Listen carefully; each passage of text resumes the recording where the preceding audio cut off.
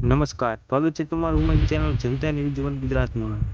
તો મિત્રો, રોજની તમામ સમાચારની અપડેટ મેળવવા માટે અમારી ચેનલને અત્યારે જ સબસ્ક્રાઇબ કરો. આવો જોઈએ આજના સમાચાર. તો સમાચારની શરૂઆત કરીએ તો મિત્રો, ભારે વરસાદ બાદ સરકારે એલર્ટ. તો મિત્રો, સીએમ કરશે દક્ષિણ ગુજરાતના અસરગ્રસ્ત વિસ્તારોની મુલાકાત. જ્યાં મિત્રો, ગુજરાતમાં ચોમાસાની શરૂઆત સાથે જ દક્ષિણ ગુજરાતના કેટલાક વિસ્તારોમાં ભારે વરસાદ અને પૂર જેવી સ્થિતિ સર્જાઈ છે. તો મિત્રો, આ ગંભીર પરિસ્થિતિને ધ્યાનમાં રાખીને રાજ્યના મુખ્યપ્રધાન ભૂપેન્દ્ર પટેલ આવતીકાલે ગુરુવારે પૂરગ્રસ્ત સુરત અને વલસાડ જિલ્લાની મુલાકાત લેશે. જી હા મિત્રો, તેમની આ મુલાકાતનો મુખ્ય હેતુ અસરગ્રસ્ત વિસ્તારોમાં વર્તમાન પરિસ્થિતિનો તાગ મેળવવાનો અને તંત્ર દ્વારા ચાલી રહેલી રાહત તથા બચાવ કામગીરીની સમીક્ષા કરવાનો છે.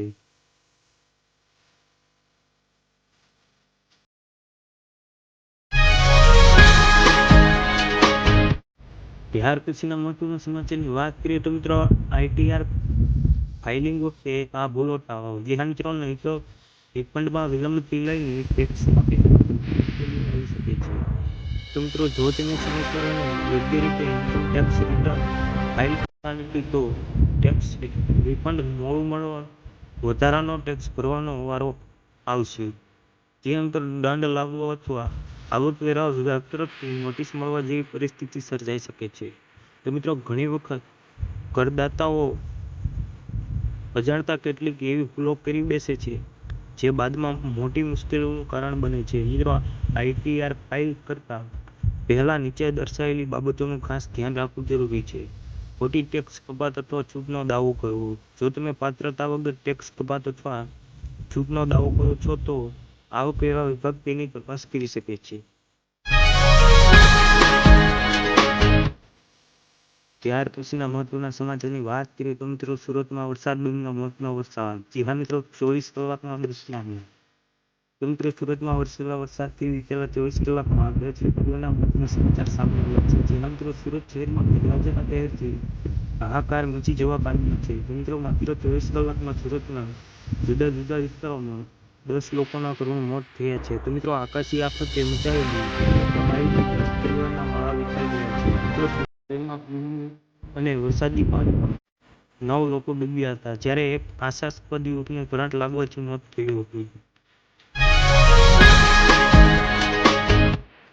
ત્યાર પછીના મહત્વના સમાચારની વાત કરીએ તો મિત્રો, અમરેલીમાં સિંહના હુમલામાં યુવકનું મોત. જી હા મિત્રો, લીલીયા પંથકમાં ગેરકાયદે સિંહ દર્શન પર ફરી ઉઠ્યા સવાલ. જી હા મિત્રો, અમરેલી જિલ્લાના લીલીયા પંથકમાં એક દુઃખદ ઘટના સામે આવી છે. મિત્રો, કંટાળિયા ગામ નજીક સિંહના હુમલામાં 21 વર્ષીય સોહિલ મેમણનું કરુણ મોત નીપજ્યું છે. તો મિત્રો, પ્રાથમિક માહિતી અનુસાર સોહિલ સહિત કેટલાક યુવકો સિંહ સિંહણના મેટિંગ દરમિયાન તેમની નજીકથી જોવા માટે જંગલ વિસ્તારમાં ગયા હતા. તો મિત્રો, આ દરમિયાન સિંહે અચાનક આક્રમક બનતા યુવકો પર હુમલો કર્યો હતો.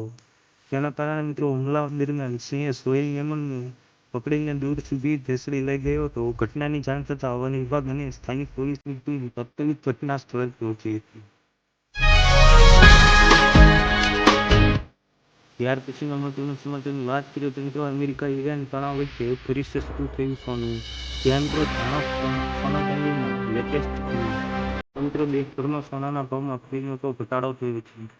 મોટાભાગના શહેરોમાં 24 કેરેટ અને 22 કેરેટ સોના બંનેના ભાવ સતત ઘટી રહ્યા છે. મિત્રો, 9 જુલાઈની સવારે રાજધાની દિલ્હીમાં 24 કેરેટ સોનાનો ભાવ ઘટીને ₹1,43,270 પ્રતિ 10 ગ્રામ થયો હતો. તો મુંબઈમાં દર ₹1,43,120 પ્રતિ 10 ગ્રામ થયો હતો. જે મિત્રો, આંતરરાષ્ટ્રીય બજારમાં હાજર સોનાનો ભાવ ₹4,056.24 પ્રતિ ઓન્સ પર ટ્રેડ થઈ રહ્યો છે. મિત્રો, પશ્ચિમ એશિયાના વધતા તણાવ વચ્ચે ક્રૂડ ઓઇલના ભાવમાં વધારાને કારણે રોકાણકારોનું વલણ નબળું પડ્યું છે.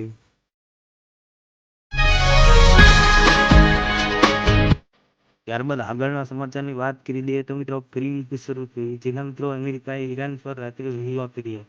મિત્રો, અમેરિકા અને ઈરાન વચ્ચે ફરી યુદ્ધ શરૂ થયું છે.